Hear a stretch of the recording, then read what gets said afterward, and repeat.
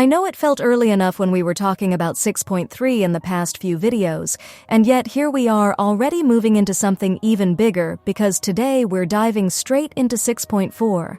And this time it's not just about characters. We're actually stepping into the brand new massive update coming to Mondstadt, looking at the 6.4 banners, who you can expect to see there, and everything we currently know about their kits. So let's get into it. Looking for the best way to recharge in Genshin Impact? Loot Bar is the smarter choice. It works exactly like the in-game top-up, but it's way more affordable. New users get 10% off with the link in the pinned comment, and lucky users can receive an additional 5% discount coupon. Loot Bar also has special deals on crystal packs, including the 6480 bundle, and even an all-in-one package with everything you need. See this? The regular $100 pack only costs $80 on Loot Bar.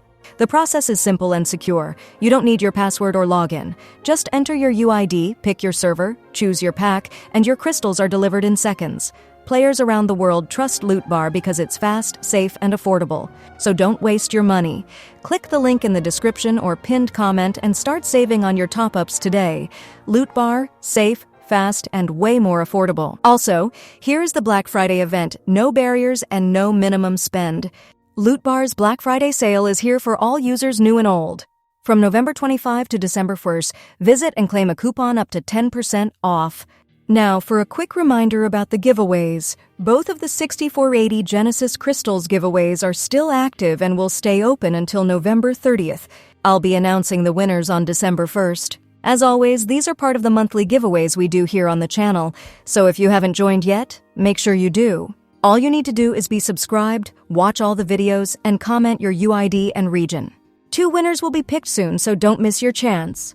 Now, let's move into the release date for 6.4 and the timing for all the characters coming with it.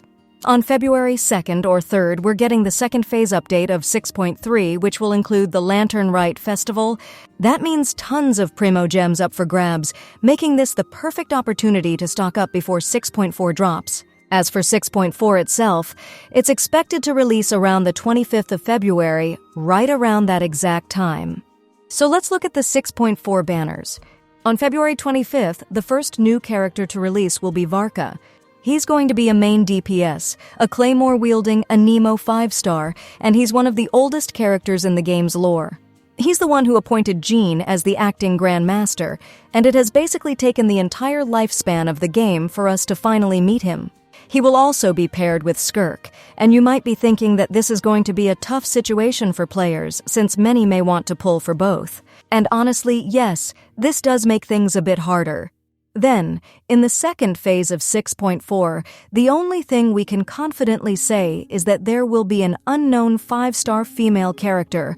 We don't know her name or any details about her yet, and there's also no confirmed rerun characters beside her. So at this point, the only characters we can consider fully confirmed or extremely likely are Varka and Skirk. Now let's get into the huge new update coming to the Mondstadt area. In 6.4, not only are we getting the long-awaited Grandmaster Varka, but we're also getting the expansion of Mondstadt itself with the arrival of Dornman Port. This port is essentially a major harbor for Mondstadt, like a large trading hub where you'd find ships and commerce similar to Harbor, but still distinctly different. It's been referenced many times in lore, character voice lines, and NPC dialogue, hinting at its importance. Dornman Port is believed to be Mondstadt's main trading center, acting as a connection point between Mondstadt and other nations of Teyvat. There are even mentions of trade routes between this port and Harbor, and even with Port Ormuz in Sumeru.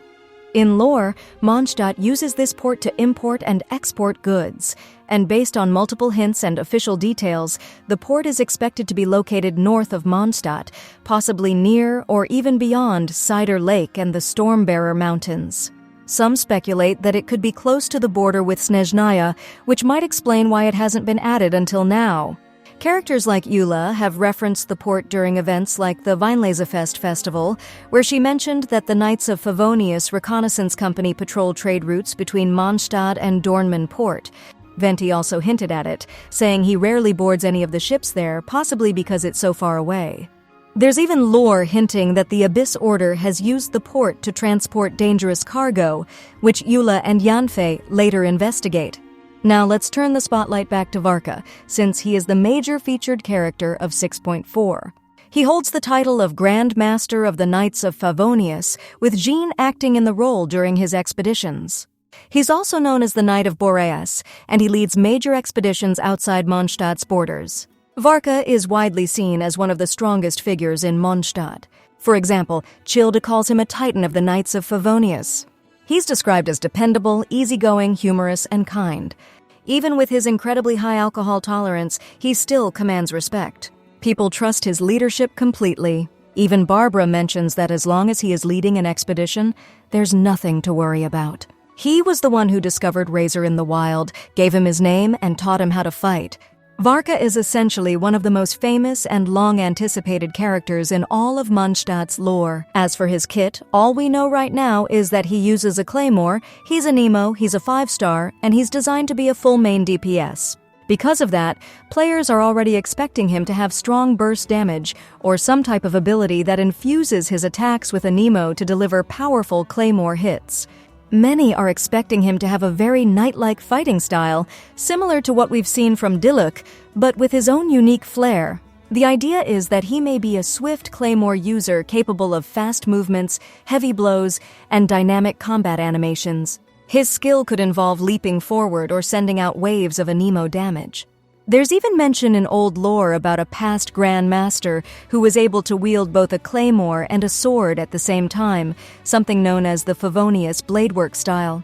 It died out a long time ago, but the fact that it appears in lore raises questions about whether Varka, with his strength, might be able to use this fighting style too. Since he's considered one of the strongest characters in all of Mondstadt, it's definitely something players are keeping an eye on. Before we wrap up, here's a small reminder in case you want to join the Crystals giveaway.